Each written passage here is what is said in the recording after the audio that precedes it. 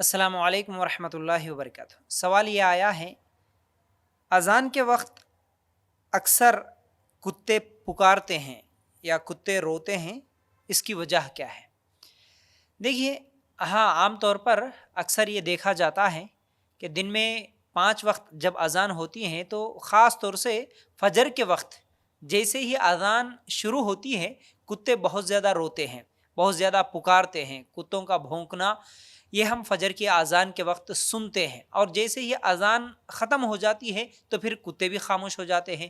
اس کی وجہ کیا ہے؟ دیکھیے، وجوہات کئی ہو سکتے ہیں، یہی صحیح وجہ ہے یہ تو ہم نہیں بول سکتے گارنٹی کے ساتھ، لیکن ہو سکتا ہے کتا ایسے ہی پکار رہا ہو، یا پھر کیونکہ انسانوں سے زیادہ کتوں کو سننے کی طاقت اللہ تعالیٰ بہت زیادہ دیا، تو صبح کے وقت کیونکہ اچانک اذان کی آواز آ گئی تو اس لیے بھی وہ پکار رہے ہوں۔ لیکن حدیث سے ایک اور چیز بھی ہمیں معلوم ہوتی ہے، کتے شیاطین کو دیکھ کر بھی پکارتے ہیں، کتے شیطانوں کو دیکھ کر بھی اس طرح آوازیں نکالتے ہیں۔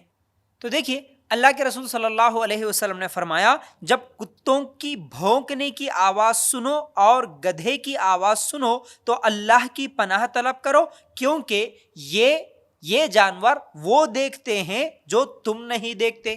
ابو داؤد کی روایت۔ ایک حدیث تو یہ ہے۔ پھر اسی طرح دوسری حدیث اللہ کے رسول صلی اللہ علیہ وسلم نے فرمایا، شیطان جب اذان سنتا ہے تو بھاگتا ہے، صحیح مسلم کی روایت۔ پھر اسی طرح صحیح بخاری کی ایک اور روایت، اللہ کے رسول صلی اللہ علیہ وسلم نے فرمایا، خبر والوں کے عذاب کو تمام چوپائے سنتے ہیں۔ تو ان حدیثوں سے کیا معلوم ہوا کہ ہم لوگ جو آوازیں نہیں سنتے وہ چوپائے یعنی 4 پیروں والے جانور سنتے ہیں، خاص طور سے اس میں کتے بھی سنتے ہیں۔ تو اذان ہوتی ہے تو شیطان بھاگتا ہے، ہو سکتا ہے اذان ہوتے وقت شیاطین جنات جو رات تمام گھوم رہے تھے وہ اذان کو سن کر بھاگ رہے ہوں، اور اس وقت کتے دیکھ کر چلا رہے ہوں۔ ہو سکتا ہے جیسا کہ صحیح بخاری کی حدیث میں یہ بھی ہے نا کہ خبر والوں کے عذاب کو بھی جانور سنتے ہیں، ہم نہیں سنتے۔